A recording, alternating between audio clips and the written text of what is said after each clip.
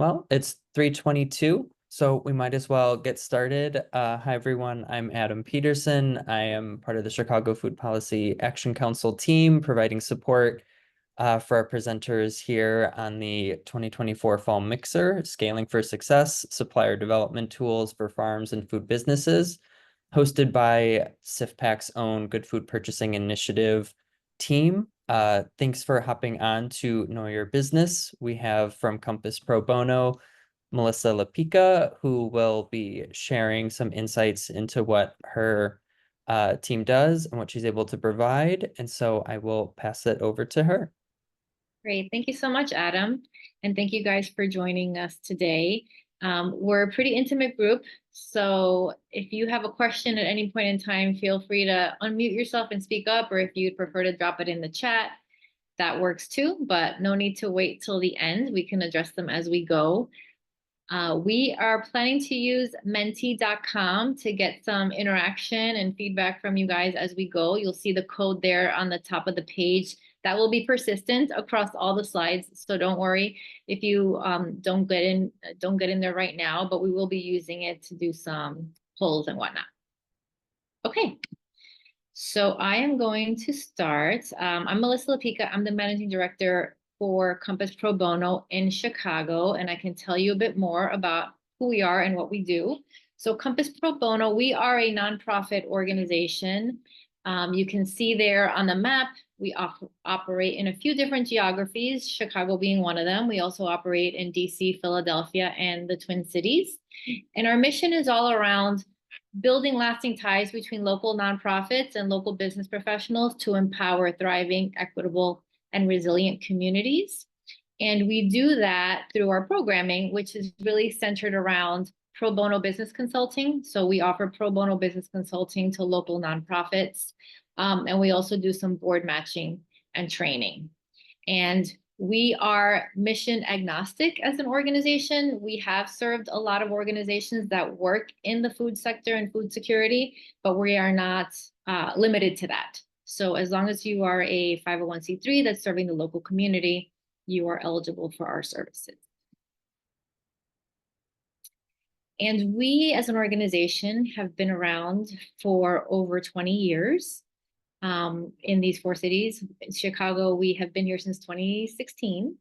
And we have a lot of experience in terms of pro bono consulting and delivering strategic recommendations to nonprofits, all on a pro bono basis. So when I come to you today to talk about business frameworks and business strategy, it comes from, you know, all of these years of experience operating in this space.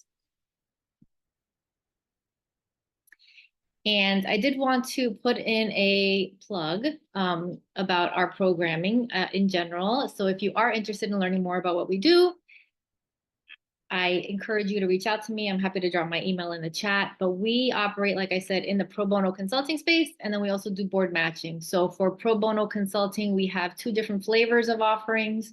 One is a team-based project where your organization will get a team of about 5 or 6 consultants to work with you on a strategic challenge over the course of about 4 months. It could be, you know, working with you on a marketing strategy or a fundraising strategy, or if you go to our website, you can see all different examples of type of strategic consulting that we do. And then we also have something which we call our on-demand, which is one-on-one. So depending on what kind of help you need, we find an individual from our pool of volunteers that has the right skill sets. We make that match, and then you work together. That usually is about an 8-week engagement. So those are the two flavors of pro bono consulting that we do. And then if you are a nonprofit and you're looking for board members, as I know many of us are, we do a board matching and training program where we understand what you're looking for in terms of profile.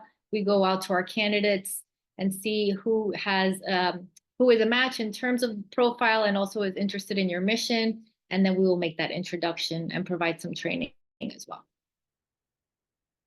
Okay. So today, what are we going to cover? So we're going to talk about some critical concepts and considerations for businesses at any stage of growth or maturity. So whether you are just getting started or you have been in operation for a long time, what are the things that you always have to keep top of mind? And then we're going to put forth some key questions, some frameworks to really help you evaluate your own organization and revisit that frequently as things change to make sure that you have a good picture of everything that's going on, to best inform your business strategy. And at the end of the day, what we're going to leave here with is examples of some tools that you can use to conduct a self-assessment of your organization and identify areas of opportunity. And we'll actually start working through some of those tools together before we finish today. Okay. And why are we talking about this? Why are we talking about business strategy, about frameworks and whatnot? You know, running a small organization myself, I find that I spend a lot of time in the execution, in the day-to-day, in the making sure that the lights are on and that things are running. And it's really important to give ourselves a space to take a step back, think about the big picture, understand where we're operating. Strategy is about making choices, about making trade-offs and choosing to be different. If we're on autopilot and just doing and doing and doing, we never give ourselves the opportunity to do something different and try something different. And of course, organizations that take the time to do this, that are aligned in terms of their mission, how they're allocating their resources, how they're operating, and that everybody's aware of this alignment and that everybody is aware of what the North Star is, they perform better. So that's why we're talking about this. Okay. So before we dive in, every organization has a mission, right? A reason for being, the thing that centers everything you do. So, and maybe you don't have a mission, but you can probably create one based on what you know about your organization. So let's take a second to jot ours down. And we're going to be able to share those on Menti on the next slide. But, what is your mission? Because that is really, it's key to always, that's what centers us. And it's key to always have that at the center of what we're, of our work. And if we're setting strategy and thinking about what our long-term vision is for our organization, the mission has to sit at the center. So we want to make sure that we start this session having that at the top of our minds.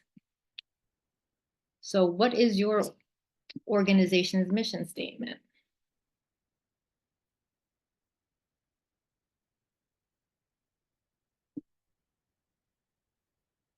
And I can share ours.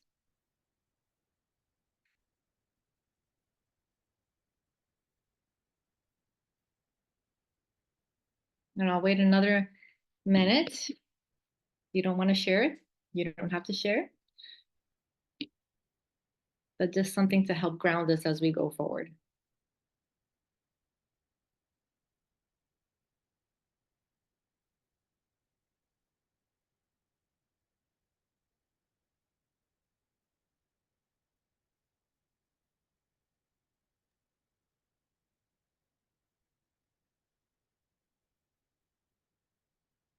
Okay. So let's move on. Right. And I realized I've been throwing around some jargon, so I thought it made sense to take a step back and make sure that we're all speaking the same language, right? Like, what do we mean by business strategy?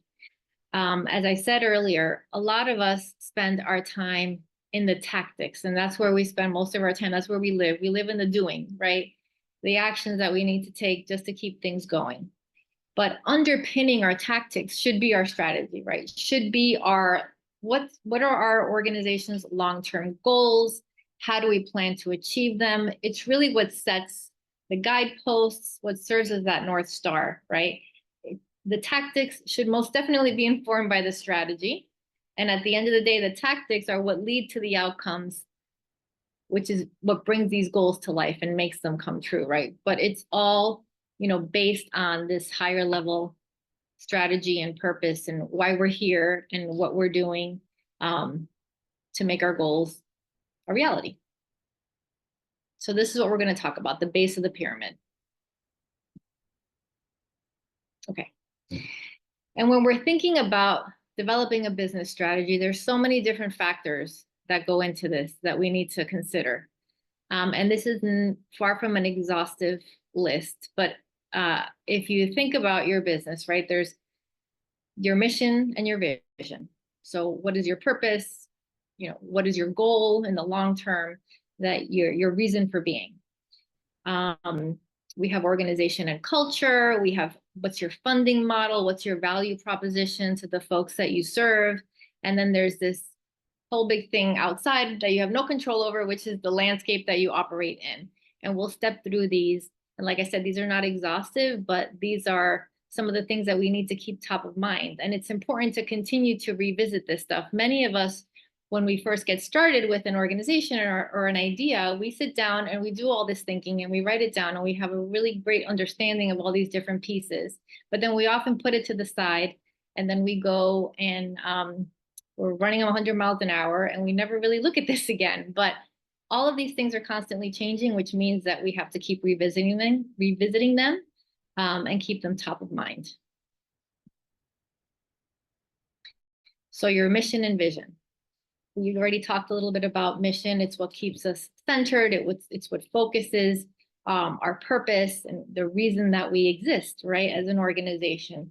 But does your programming and the work that you're doing, the products you're selling, the services, do they really align back to your mission? Or do you have some things that maybe are a distraction and don't necessarily fit well within the mission, that have evolved over time but don't make sense anymore? Are you, along the same lines, are you allocating your resources, be they your money, your people, in a way that makes sense with your organization's priorities to serve that mission? So keep asking these questions. Organization and culture, the way that every organization has a culture, whether it's deliberate or not. And it's a matter of being aware of that and asking, is this the culture we want? And if it's not, then how do we go about changing that? In terms of the organization, do people understand what their roles are and what their responsibilities are, what hat they're wearing? Or if they're wearing multiple hats, is that clear? Do people understand how decisions are made? And if they don't, is that a source of tension? And how can that be more clear? Things of that nature.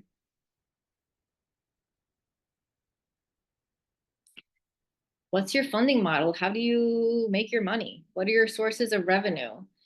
Are any of those at risk? Are you too concentrated in one or two? Are there any others that you may be overlooking? How can you be more sustainable in the long run? What's your value proposition? So while your mission and vision is all about like, what is your purpose, and why are you here as an organization? Your value proposition is like, okay, so why should anyone do business with you? What is in it for them? What is it that you're offering that is special or different? What makes you, better than other options? Who are your customers and what do they care about? And are you meeting those needs, etc.? And then there's also the competitive landscape that you offer in, or the external landscape. So who else is serving your customers, quote unquote? And what are they doing that may be a threat to you in the long run? What are some other external factors going on that you have no control over, but that are going to potentially control you, right? Like, are there changes in regulation or policy coming down the pipeline? Are there consumer trends that might impact or the way that consumers interact with you, or how attractive your offering is? And are you looking at folks as competitors that could potentially be partners, and how to grow the pie instead of splitting the pie? So these are all different kinds of things that, as businesses, we need to keep top of mind, and we need to be aware of how things are moving and changing in all of these circles, and how that impacts our likelihood of success, the way that we can grow, and so on. And I realize that there is more to it than just this. So I'm wondering, I'll open it up to the group. Is there anything else that you in your day-to-day, in your role, spend a lot of time thinking about that we didn't talk about here that you think is worth sharing?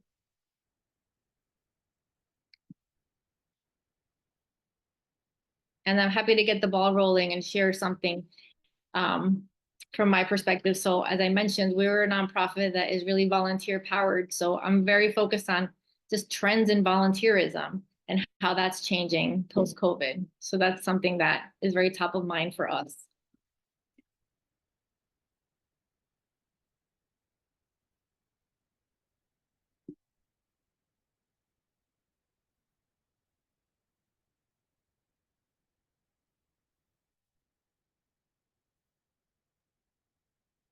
If it's okay, I was just interested in plugging in a little bit about like narrowing down on some of that funding stuff Yeah. where there is sort of um the fact that governmental grant funding can be pretty niche and there can be a trend towards a certain area, like, like Infrastructure Reduction Act dollars and where that money goes.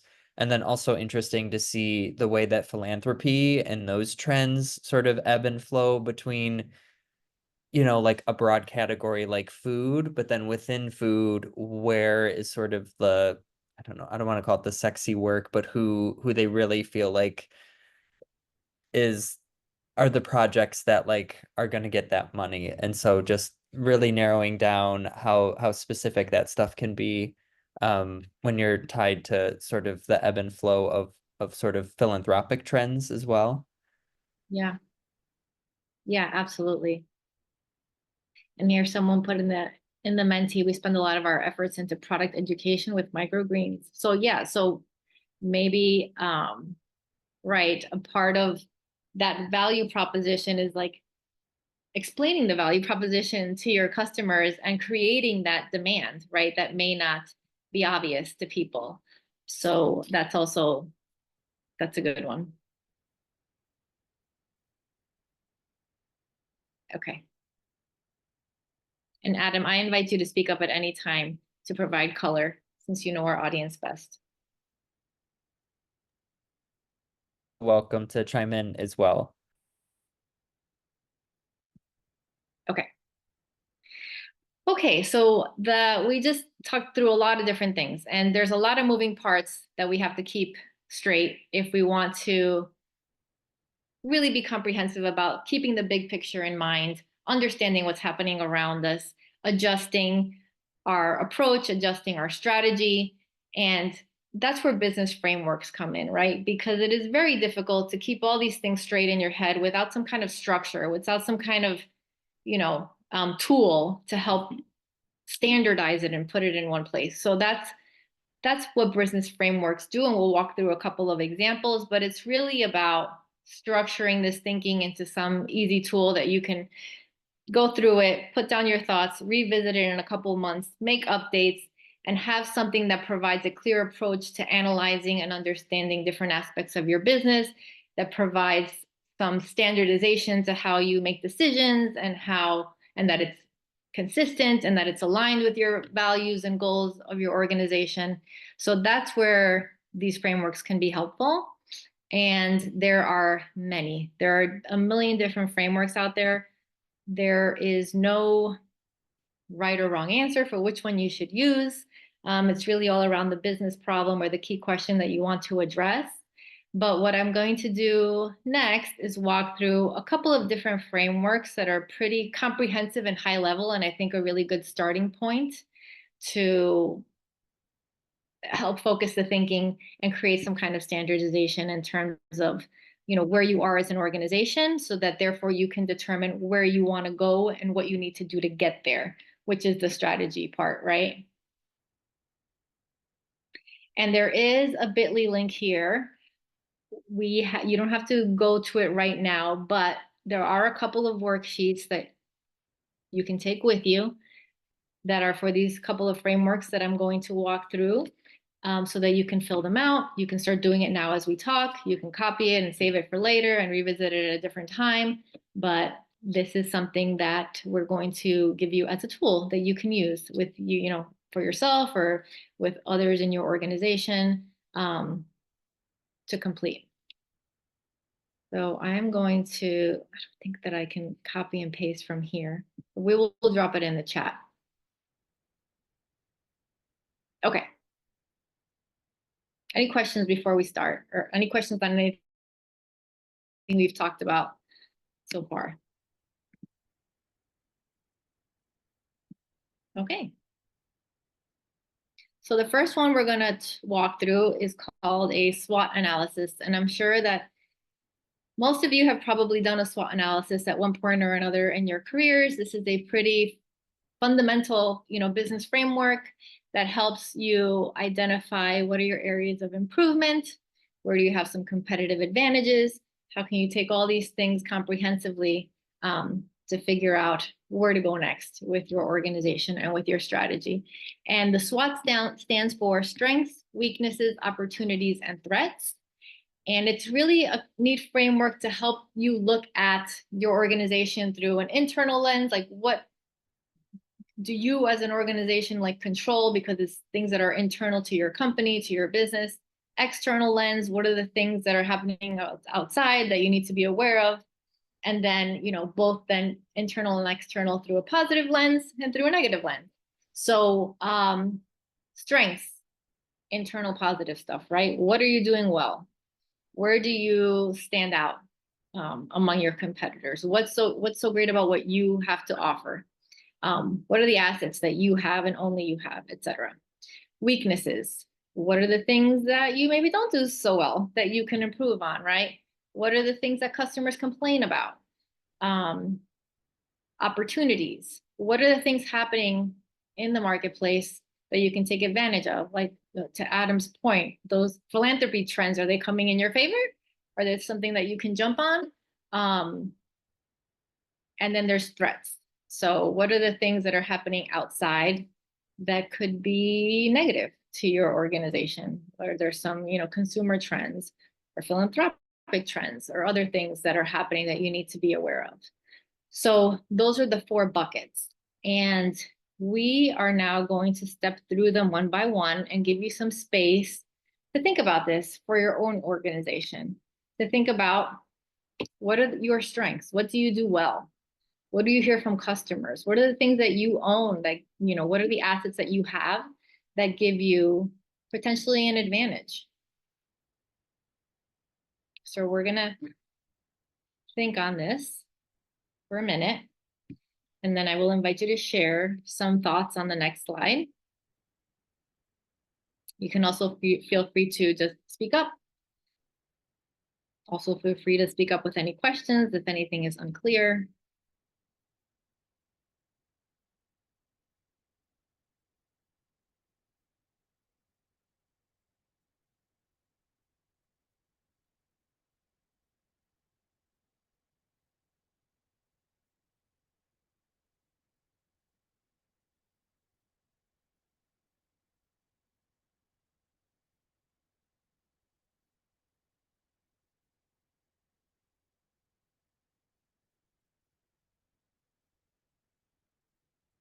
If you have the work, I see a question in the chat. If you have the worksheet already copied, you can start in on your worksheet.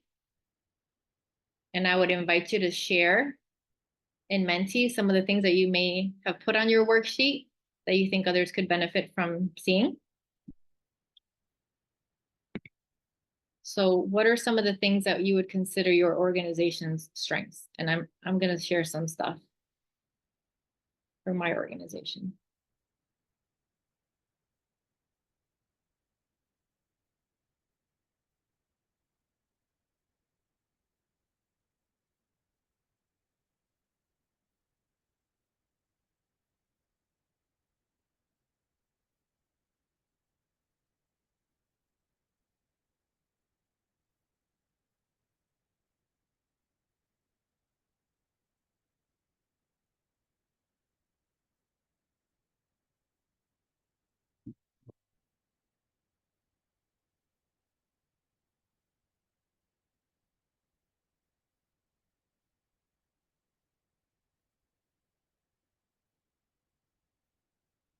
Does anybody want to share something that they consider to be one of their organization's strengths?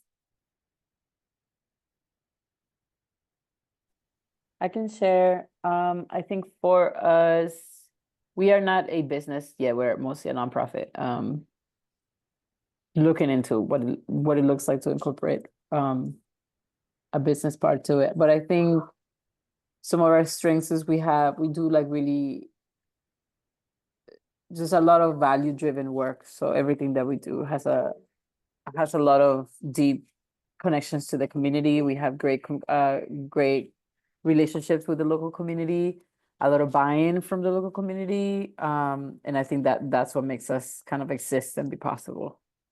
Yeah, that's great. Thank you for sharing.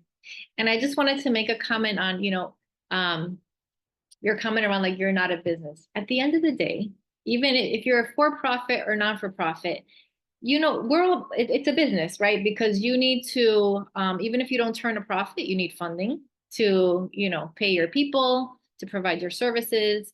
You need to have operations that are, well run. You still you need to market to get the word out about your program. So a lot of the same things apply. And a lot of these same concepts, I think, are really translatable across, no matter what kind of business we are.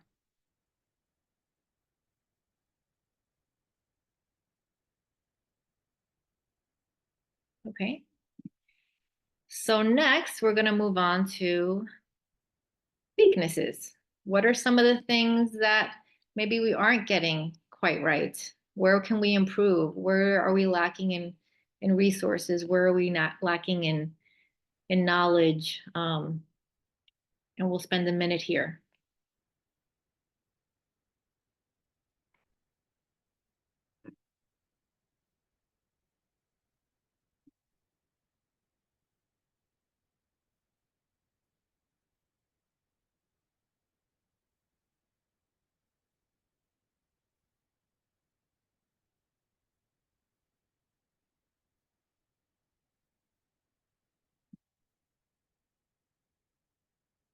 And then I'd invite you to share either by speaking up or dropping it in the Menti.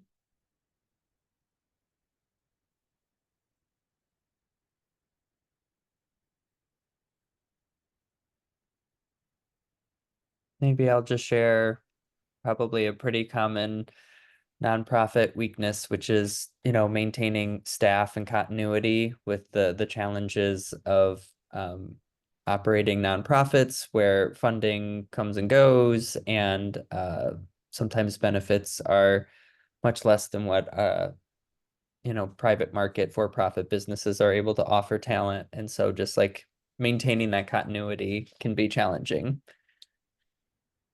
Oof, also a good one just shared.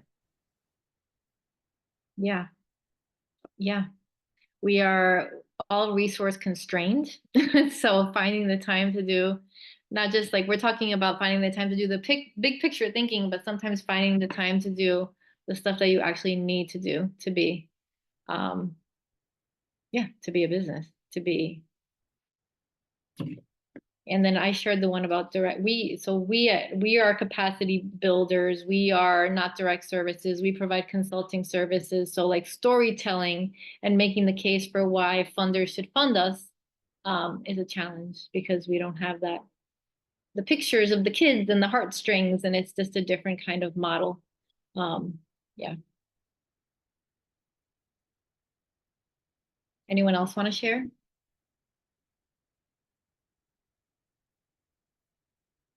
Okay. So opportunities, what are some of the things that are happening outside of your organization that could be beneficial to what you do? Whether it be trends, whether it be things that you bring to the table that might make you attractive to partners that you want to collaborate with.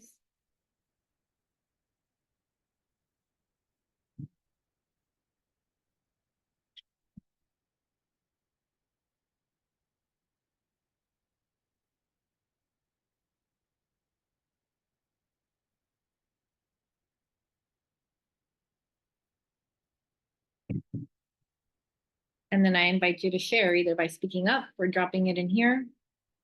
What are some of the opportunities that you see?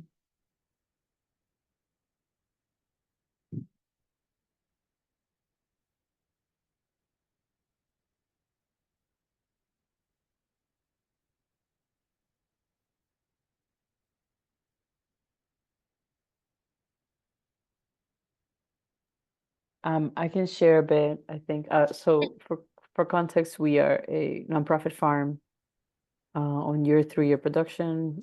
Everything that we produce goes to the community, and have been considering the idea of um, potentially becoming a profit side of the nonprofit, like doing, not just giving away our produce for free, which, greatly benefits the community, but finding ways to, for the farm to be sustainable and not solely rely on philanthropy for our funding. I think it could both be a weakness and an opportunity, right? I see it as a weakness in terms of just having one, kind of like generally one form of funding for now, which, philanthropy can be so volatile and not reliable. And then an opportunity will be for us to just learn how to start multiple ventures within our farm and officially become a business. I'm not really sure what that could look like, but I kind of see it as an opportunity. Yeah, that's great. And I'd be happy to talk to you offline, Viviana, because we do some of the nonprofits we work with have revenue generating programs that then help without necessarily having a different license or a different, institution. And then it all goes back into the funds for the nonprofit. But anyway, we can talk about that offline. I'm happy to talk to you about that.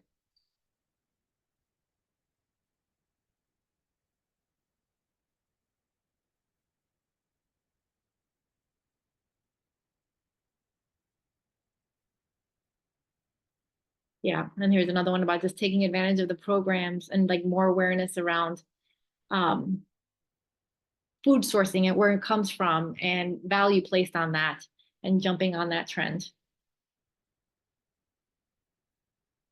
Excellent. We've actually been able to work with LFPA for 2 food banks, and it's been great. And then we've been approached recently by a school for a farm to school. I just have to figure out how to navigate that. New program, new problem, new fun. Congratulations. Thank you. And then last, the threats, right? So what are the things happening outside of our organization that could be problematic for us, that could leave us vulnerable? It could be trends in just consumer preferences. It could be the economy. It could be policy change that we see coming. Yeah.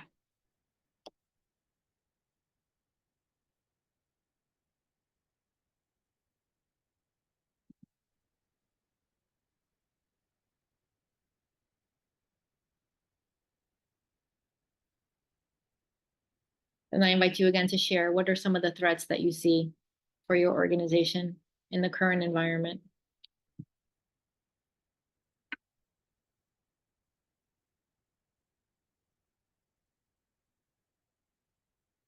And I can say that for Compass, we have relied a lot on corporate sponsorship and corporate dollars. And as in the last couple of years, as it looks like a recession is coming, the recession that never comes, those funds have been cut, and we have been on the receiving end of some of that. Some of the corporate funding that we used to rely on is not as generous anymore. And how do we navigate that?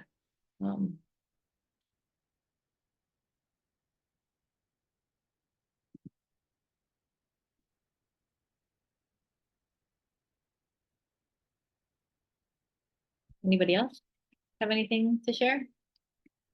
And I'm dropping my email in the chat.